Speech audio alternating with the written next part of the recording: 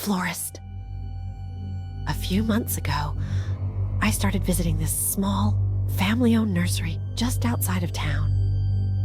The flowers were beautiful, and the prices were surprisingly low, so it quickly became my go-to spot for anything gardening related. There was this guy who worked there, a florist, I assumed. He always gave me weird vibes. He was tall, lanky, and had dirty hair with this strange, almost vacant look in his eyes.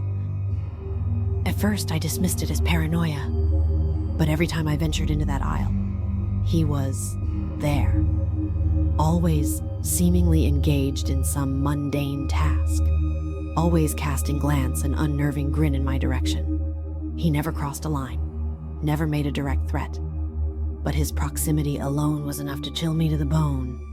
Still, the flowers were cheap, so I brushed it off. I mean, what were the odds of anything actually happening? One day, I went to the nursery to pick up flowers as a surprise for my mom's garden. As expected, the florist was there, but this time, something felt different. He wasn't working like usual. Instead, he just stood there, watching me.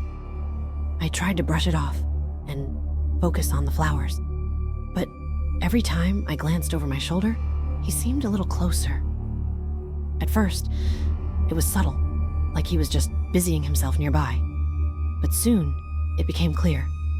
He wasn't working. He was following me. I started to panic.